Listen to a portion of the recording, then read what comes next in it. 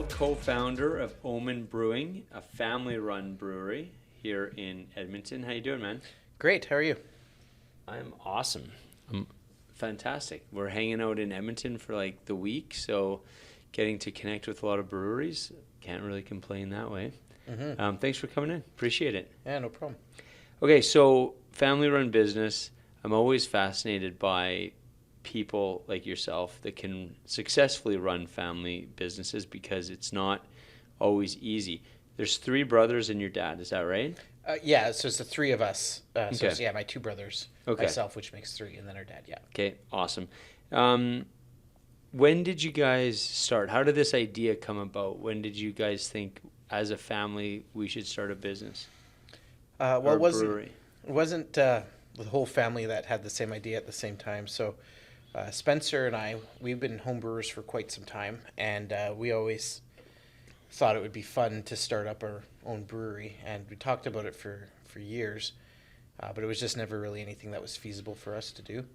And then one day, it was. So we just were like, hey, we should do this. So we started off kind of looking into it, and when he found out we were serious about it, he was like, well, if you guys are doing this, then I want to join in too. Right. I mean, he'll tell a different story about how we forced him to come on board, but it's not the case. Dads always have a slightly different version Yeah. of reality. It's good. And then my older brother, we asked him if he wanted to join in too, and he was like, no, I'm good. I don't really want to do that. That doesn't seem like anything that I'm interested in.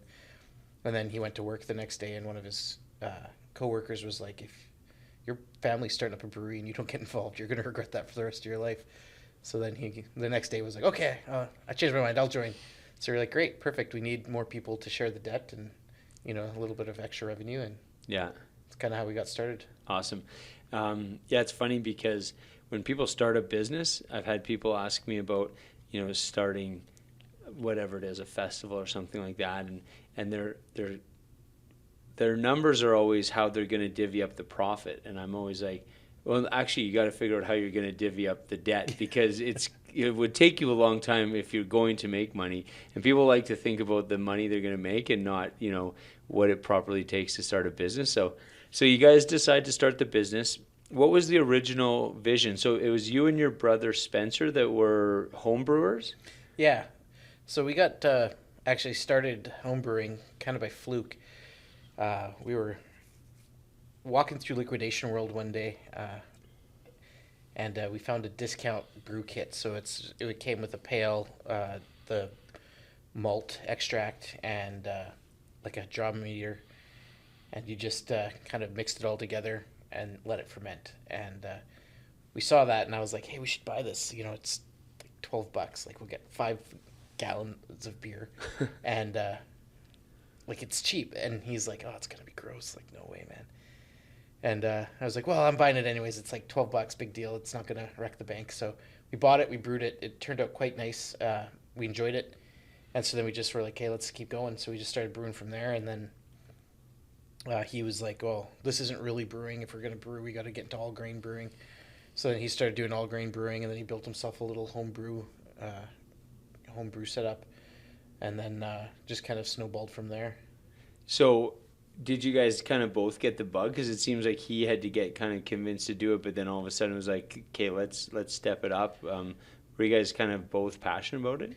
Yeah, Spencer takes things a little bit differently than I do, so he kind of went to the extreme really quickly, Right. where I was content with just brewing in the pails, and when we did get into all grain brewing, I was content with just doing it on my stovetop and everything. But he was like, no, if we're gonna do this, I gotta go bigger because it's just easier that way. So Right. yeah, and he built his own brew system. He got some old kegs that he was able to purchase, and he cut the tops off of them and drilled out some holes and welded in some parts to it, and Yeah. made himself his own little keg brew system so he could brew about 50 liters of beer at a time. That's awesome. So from when you guys decided, okay, we're going to start this brewery, how long did it take for it to be a reality where you were, drinking a beer in the tap room?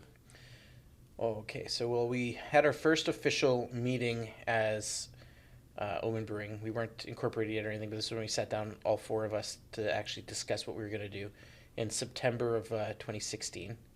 And then in think it was March or April of 2017 we were incorporated, and then in the December of 2018 is when we opened the doors, and then I quit my job to work there full time in September of 2019, and then we were going pretty good, and then in January, February, well, you know what happened in 2020, so everything kind of changed a little bit at that point. That's crazy. So what was the initial vision for the brewery, and for the, like, did you guys want to be a tasting room, a tap room? Did you guys see yourself as maybe more of a brewery that was going to distribute more? Like, what was your kind of initial thought of what the brewery was going to look like? Well, originally we knew we needed to have a tap room because we knew that was where we were going to make our money when we started off. But our plan was to always at some point become a production brewery. It's kind of changed a little bit since then. We do realize now that a 10-barrel brew system is not quite big enough to be a production brewery. We're finding it difficult to actually get into restaurants and liquor stores and feed the tap room at the same time. So we're maybe thinking about expanding a little bit here in next year or something. Yeah. See how that goes. It depends on how things keep going throughout the winter and fall, the fall and winter, but that's kind of the plan. And then, so you mentioned you guys were home brewers.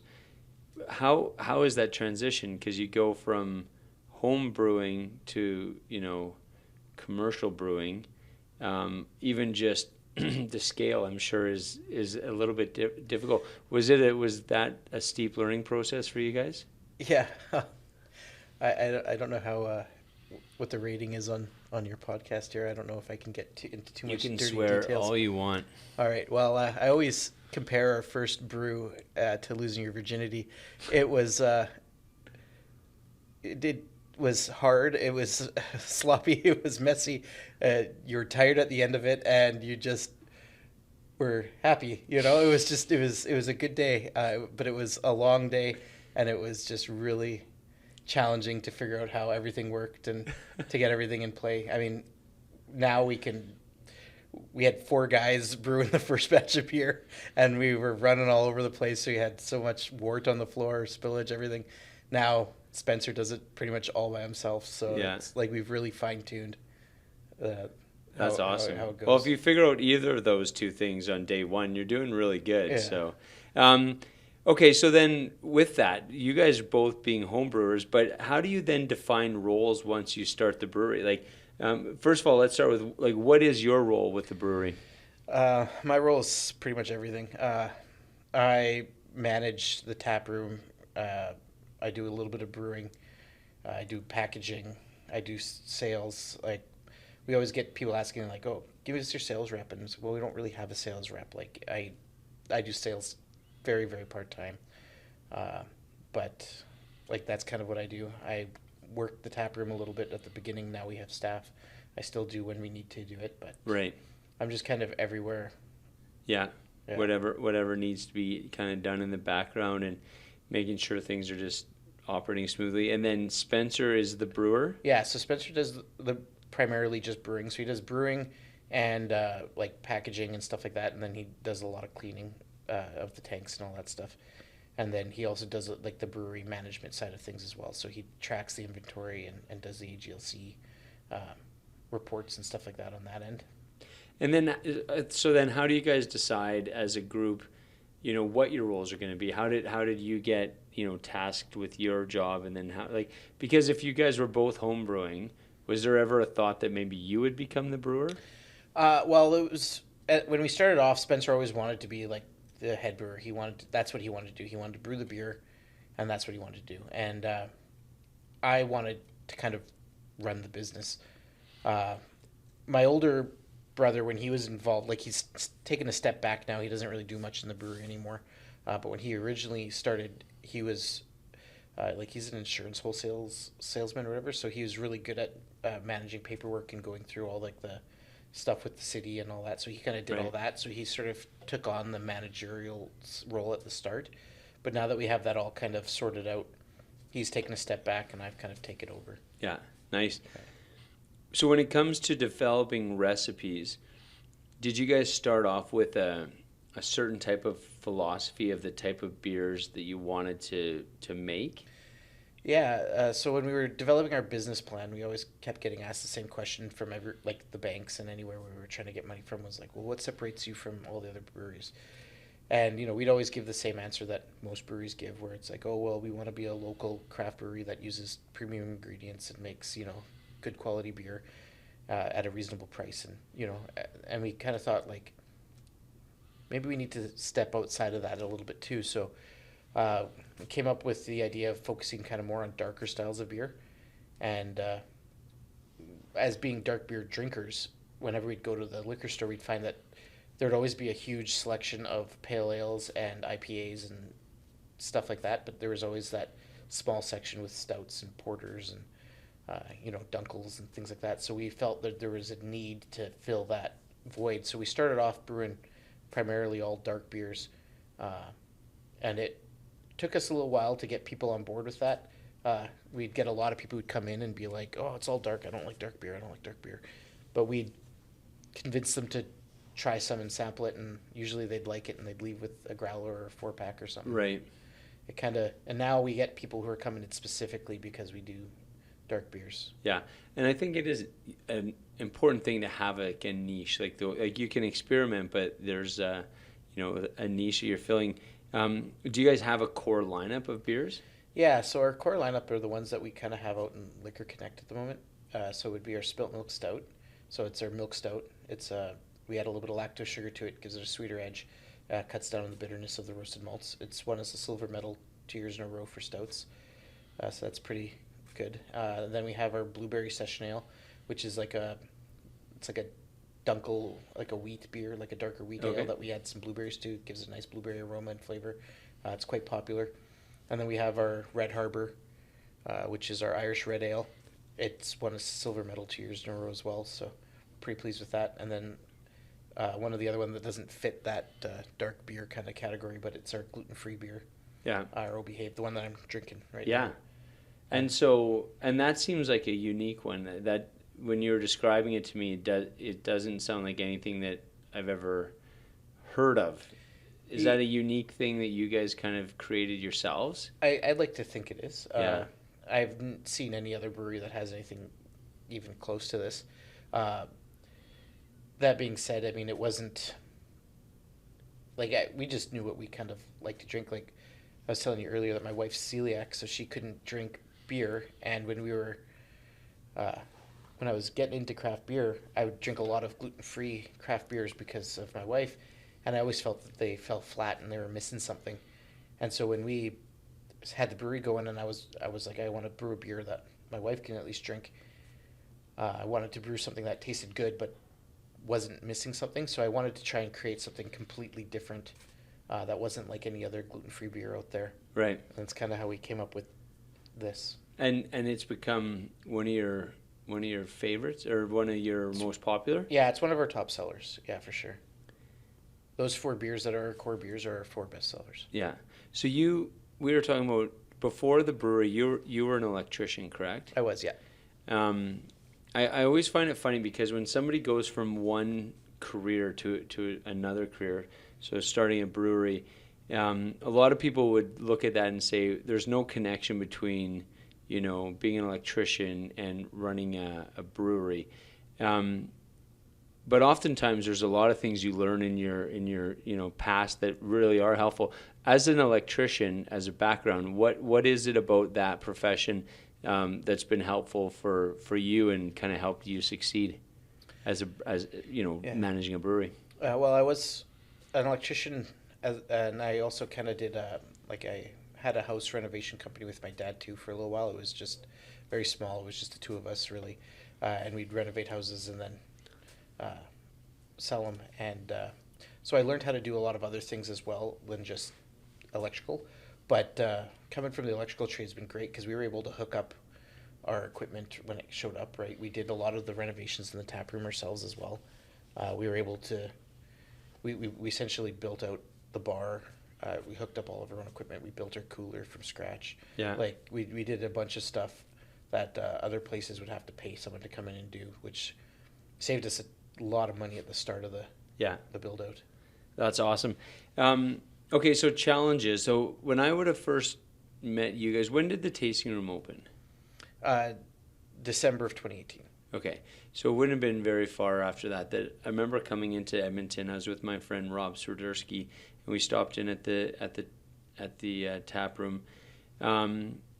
So, you had say a little over a year under the belt, and then COVID hits. So as a new brewery, and especially with it being a family business, I would imagine a pretty stressful time. Yeah. We did chat I chatted with you guys over Zoom when COVID started, just to check in and see how you guys were doing. We did a little podcast there. Now, hopefully, looking at COVID kind of in the rear view mirror, how were you guys able to survive that? Well, being a family-run business, I think, was part of the reason why we were able to. We didn't have to worry about staff, really, right? We knew that our wages were really all we had to cover, so we did have two part-time staff members at that time. So we laid them off, and then we just kind of hunkered down and just did what we could. There's a lot of late hours, a lot of extra stuff that we had to do to make ends meet. Deliveries. I remember doing deliveries until like midnight some nights, and Yeah. there was this one time I was way out in the middle of nowhere on an acreage at like 11:30 at night with 12 boxes of beers. At the time we only did it in bomber bottles, and I had 12 boxes of bombers, and I'm at this guy's house trying to drop off the beer, and his dog is barking at me, and the house looks like everyone's asleep. And I go and I knock on the door, and his wife comes, and she's like, oh my gosh, she scared the shit out of me. Like, I thought I was going to get murdered. And I'm like, no, I'm here to drop off beer. And she's like, oh, I didn't think you were coming today. And I'm like, it's got to be today because I got the same amount of deliveries tomorrow. And so we just did it that way. And I dropped off the beer and took off. And it was the last delivery of the night. And it was like, 11:30. That's awesome. Were there things that happened, like, I know talking to a bunch of people, the creativity that was kind of forced upon people to survive through COVID, right? Were there things that happened as a result of COVID that have actually maybe helped your business? Like ideas like, I don't know, do you still do deliveries? Are there ideas that kind of came up that are still around? We don't do the delivery anymore. It's just too much. But we do still have like our online store and stuff like that. Yeah. But COVID forced us to grow. Essentially, like I said before, we were kind of more taproom focused, right, when we started off, and when COVID hit, we had to kind of get more into the production side. And since we were just doing bottles, we were just doing bomber bottles for takeaway. It was hard to get into liquor stores with those. A lot of liquor stores didn't want those. Yeah. That's kind of something from like the earlier 2000s and the later 2010s. So that was kind of obsolete, and they didn't want those. So we had to move into cans, like we were forced to. So we ended up going with the mobile canning for a little while. Yeah. But then since we weren't a full-on production facility, the mobile canning was just too much. It was too expensive. We had to do too much beer all at one time, and then trying to sell it was just really difficult. So then we bought a little manual express fill can filler and an October can seamer, and you'd spend night after night filling and seaming. Yeah. And then it started to get busy enough that we had the demand for the cans, so we hired someone to come on and just fill cans. And that was his job, 8 hours a day, filling cans. He'd get like 30 flats done, and the next day those 30 flats would be gone, and he'd be back at it. Wow. So that was a little bit of a challenge, but we now have like a full-on canning machine. Things go a little bit quicker and smoother now. Nice. I like asking people about, the beer community. I think we would all agree that it is a unique community. But I like when people give me specific stories. So one of the stories that you were sharing was something happening where you needed to fill a demand. There's an order, and Analog kind of stepped in to help you out. So maybe talk about that, because that's a really nice specific example of like what this community is all about. So this is back in 2020 when the pandemic first started, and nobody knew what was going to happen, and we actually ended up getting a contract for a golf course. That was our first ever. It was a huge contract. We needed to be able to produce quite a bit of beer for them, and so we had arranged for a vessel to come in and can our product, and everything was ready to go. And then when the pandemic hit, everything kind of got shut down. Nobody knew what was happening, so we canceled everything. Even the golf course canceled the order. So everything got canceled, but we still had the beer because we were like, well, we'll sell it ourselves. And then they opened up the golf courses, and so we were on we had a week to get the beer from the tank into cans, and so we called up Vessel, and they were like, oh, unfortunately the wait time is like 6 months. You're not going to be able to get it in anytime soon. And so we were like, shoot, what are we going to do? So we called around a little bit, and I ended up talking to Adam and Brian from Analog, and I told them what we were going through, and they were like, you know what, I think we can help. So they essentially mobile canned for us, right? And they we had to put the beer in kegs, and then they can it for us out of the brewery, and it was a lot of extra work that I don't ever want to do again, but at the same time, it allowed us to keep the contract open and please the client, and everything went really well. And so they did it about 3 or 4 times for us until we could get Vessel back in, and then they canned our beer from there on out. So I mean, we now have like a great relationship with them, so we talk with Analog all the time, and we're constantly doing stuff together, and we're doing a collab with them for one of their 12 beers of Christmas that we're doing. Nice. Like yeah, no, I mean, because like I said, people talk about it in kind of like an abstract idea how unique the community is. There's a lot of industries where they would have just said like, yeah, no, sorry, we're not going to help you, but we'll happily take the contract off your hands and produce beer for them, you know? Absolutely. Yeah. And then just other challenges, really. Like, you know, you think coming out of COVID, it's like, okay, we're good. But then the reality being, you know, there's staff shortages, there's inflation, there's still, you know, distribution challenges. Just the learning curve of, you know, running a small business like this and the realities of those challenges. Is it something that you guys are just like used to now, or how do you kind of deal with these things that come up? I don't know if you ever get used to inflation, because it seems to just continue to creep up on you, and then everything else tends to get more expensive too. But you just roll with it. Yeah. Essentially, you don't have much of a choice.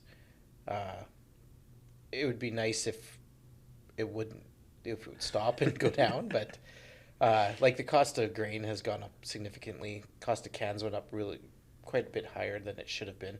It's sort of stabilized now, and some of the places actually have dropped their prices by a few cents, which is good. But they're not anywhere where they were. Yeah. Well, because it's hard though too, because those costs can be challenging to pass on, right? Mm-hmm. The consumer is kind of like, you know, okay, I'm willing to pay this kind of thing. Yeah, they've got an idea of what they're willing to pay, and that's it. If it goes above that, they're not touching it. I mean, it makes deliveries down to Calgary a little bit more challenging with the gas prices the way they are. Yeah. But I mean, you just do it, and you just realize that your profit margin is just going to be a little bit lower. Yeah. I mean, nothing lasts forever, so hopefully it eventually blows over and you can get back to... Yeah. But you were saying this summer was particularly good for you guys, eh? Yeah, summer was really busy. I don't know if it has anything to do with the Happy Beer Street, or I'm assuming it does, but it's just been... It was nuts. We had like a Super Amigo tacos out there every weekend, and we had live music on Thursdays and Saturdays, and we just had a packed patio. Nice. All summer long. They did a couple of Happy Beer Street events, and those were just insane. We always had them understaffed because we didn't know what to expect. So our staff that we have now are just fantastic. Everyone loves the staff. One of our bartenders, Aiden, went on holidays for like 2 or 3 weeks, and everyone thought he quit, and they were in like tears almost. No, he's coming back. He's just went home to visit his family. Yeah. But yeah. That's awesome. So you mentioned Happy Beer Street. So essentially that is it a collection of about 8 breweries down 99th Street and kind of in that area of Edmonton? Yeah, I think it's about 6 at the moment, but there's 2 more that are going to be opening up here pretty soon. So yeah, it'll be 8 in total, yeah. And that's really cool. I think I was talking to Doug with Monolith earlier, and what's nice is just from the consumer's perspective, it really helps, paint that picture of how close all these breweries are. So it really becomes like, yeah, you can spend an afternoon and visit all these different places, and every one of you are so unique. You know what I mean? So there's just there's different vibes going on at all the places. So I think it's a really unique marketing opportunity for you guys to kind of share your stories collectively. It is, yeah. It's great. I mean, it really helps when everybody does such a great job in producing the beer that they make, right? And you go to every brewery and everybody's got something different. Like Yeah. if you don't like any beer at ours, go down to Long Roof, which is the next stop, and I'm sure you'll like one of theirs. Yeah. And if you don't, it's not too far down to, Blind Enthusiasm or Bed Sticker if you want to go the opposite direction to Sea Change or Alley Cat. Yeah, totally. So then for you guys, if someone was to come into your tasting room, your tap room,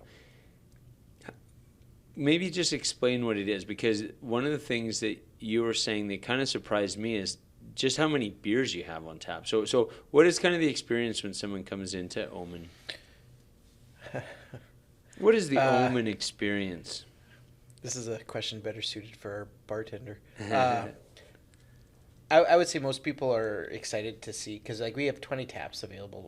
They're not always full, but we usually have more than 14 beers on tap at all times. And so people come in, they see the amount, they get excited. We have a thing that we do that we call it a cruise. It's 10 samplers. So everyone always wants to do that. And so they're like, oh, now I got to just choose which 4 beers I don't want, or, depending on how many there are. When there's 20 beers on tap, it's half the board, so it's a little bit. So there's people that will study the board. They'll go on Untapped, they'll look at the reviews, and they'll take 10 minutes to figure out what they want to finally order. And it's great, right? Trying something new, getting stuff different. I mean, you get some people who come in and they're still like, nope, I don't like dark beer. I only want your light beers. And it's like, okay, well, we've got 4 light beers on on tap at the moment. So do you want me to repeat those, 2.5 times? And they're like, okay, fine. Give me, a couple of dark beers. But then, yes, repeat the light beers. So it's like, okay. That's awesome. But you were mentioning, and what I love about, if people don't necessarily like dark beers, is I think, and I'm not trying to slam Guinness, but I think everybody, the people that typically don't gravitate towards dark beers, think that it's going to taste like a Guinness. And when they get to actually experiment with some darker beers, they realize that there's actually a lot of light flavors and a lot of you can have an easy drinking dark beer. Absolutely. Whenever somebody says they don't like dark beer, we usually give them the blueberry as a sample one, right? Right. And everyone loves that beer. They just love it. And so we'll have people come in, they'll want their cruise, and they'll be like, oh, I'll just take the 4 or 5 light beers that you have on tap and then just double them up. And we're like, oh, take at least 1 or 2 dark beers, right? And they're like, okay, fine, but make them not too dark. So I'll give them the blueberry and the Red Harbor every time. And when they're done, they'll go and they'll buy a 4-pack or get a growler or something. It's always either the blueberry or the Red Harbor that they're taking home with them. And it's like, yeah, see, you just want to stick to your comfort zone. And if you just step outside by a little tiny bit, you might actually enjoy what you try. Well, and they're coming to the craft brewery, so they do they do want to experiment, but they need that nudge a little bit, right? Yeah, absolutely. Okay, so in your personal life, you're married and you have 4 kids. Yeah. And you're about to have 5. 5th of them in January. In January, yeah. Which is insane, by the way. Just so you know, I have 2 Thank kids. Thank you. I'm crazy. It's awesome. But because what I always imagine is when people run a family business is things like Thanksgiving. There's that fine line of where does the family line and the business line kind of end? You know what I mean? Well, we do a lot of family events and gathering at the brewery because it's the only place that's big enough to host everybody. But my dad and mom are super excited about all the grandkids that they have. I mean, at the moment they've got 10 grandkids, so they'll have 11 here pretty soon. Yeah. And they're pretty excited about it. So. No, that's awesome. And how do you guys, because you were mentioning, so on your wife's side, I think, having lots of kids is a common That's thing. common in her family, yeah. Okay. So Thanksgiving is kind of chaos, but from a balancing perspective in terms of, respecting those boundaries of work and family, have you guys struck a pretty good balance? That was a tough one, actually. That was a really tough one to start because when you start up a business, it's like having a business is similar to having a child. And I mean, they're not anywhere even close to the same thing, but there are similarities in them. Where when a business first starts off, it's new, it needs a lot of attention. It's kind of like a baby, right? It needs attention. And so there's things that you'll be doing, like you'll have to go in at midnight to, package beer because you've got an order the next day that you weren't expecting. And you just have to get it done so that you can fill up the tank with a new beer that you need to have ready for next week. And it's just a lot of time and effort and love and passion put into it that as the business grows, like we're now 4 years into it, or it'll be our 4-year anniversary in December here, and we're now at the point where we don't need to put in as much effort. Like, I mean, don't get me wrong, we still put in a ton of effort, but I now have like a scheduled time frame. Like I'm only work 9 hours a day, and when I get home, I don't work anymore at home. Right. Where before it was, you'd work 12 hours a day, and then you'd go home and work for another 3, and you'd be up till 1 a.m., 2 a.m., trying to get paperwork done or figure something out. Where now I can manage to squeeze that in the day, and all that other stuff. So I mean, plus two, we can now afford to hire people, so that's been a huge benefit. I mean, like I said before, our staff that we have are just fantastic, and I just don't know where we'd be without our staff. So I mean, yeah, that's awesome because staffing being one of the challenges right now is so when you have a good team, it's pretty awesome. So when you think about the business, what are you most kind of passionate about? What do you lean into? I love challenges. I love having new challenges, showing up to me, problem solving, things like that. Just working with my hands and trying to overcome things. Like that's just what I like to do. So I mean, the pandemic, as tough as it was kind of fun in a sidestep. Yeah, sort of way. no, I get you. It was a challenge. It was a challenge. It was a huge challenge. It was probably the toughest challenge I've ever been involved in. But it forced us to grow and change and do things differently. And it was, there's good things that come with bad things all the time. And you just got to keep your eyes open and realize that, just because something bad is happening doesn't mean that good can't come from it. Yeah. Yeah, no, I absolutely agree. So what does the next, I guess, I don't want to put a timeline on it, but you mentioned, there's chance that you guys are maybe going into a growth phase or whatever. What does the next kind of chapter of the Omen story look like? Well, that kind of depends on what this winter looks like. So I'm hoping it keeps on trend with how this summer went.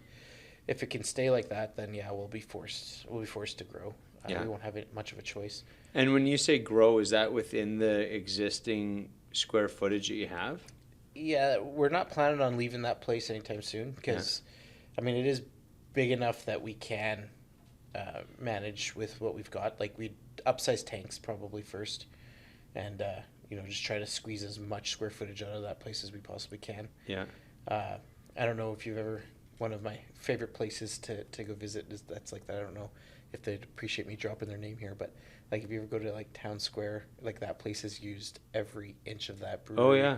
That it's like you go there and you're just amazed with how they manage in that place, and that's kind of where we're looking at too. Like if we can just utilize every square inch and as much as possible.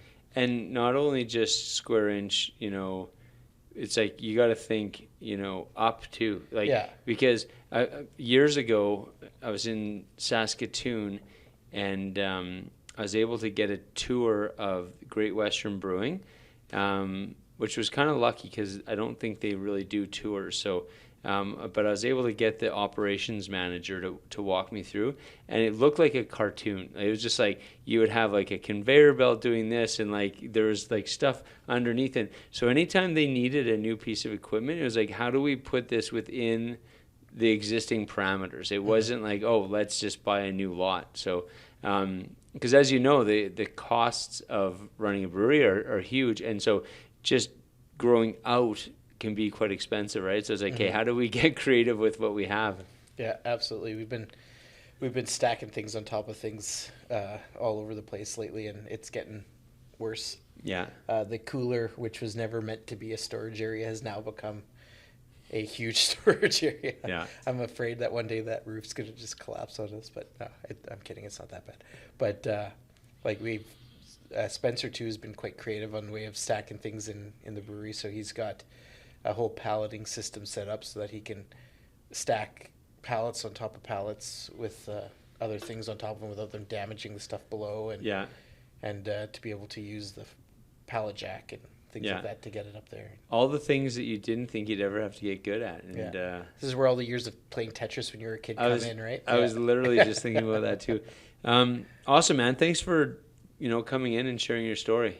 I mean, I've been watching you guys since you guys opened the doors, and like I said, I know people probably get sick of me asking COVID questions, but as an industry and as a community, I understand how much work goes into what you guys do, and it was a few years of us chewing our nails just to see, nervous about how everyone was going to survive. So for me, it's I know for some people it's an annoying question. It's like, let's not talk about COVID anymore, but just the idea that you guys were able to kind of get through that is really cool. There's a few breweries who didn't make it through it, so I mean, it's not. It wasn't easy. Yeah. But just and and the optimism that still remains in the industry despite the challenges that are still there. But the idea that you see a vision and you see opportunities to grow and stuff like that is just really cool. So thanks for kind of giving me the insight and taking the time for a beer. Yeah, no problem. Thanks for having me. Awesome. Okay, thanks, great. man. Yeah, thank you.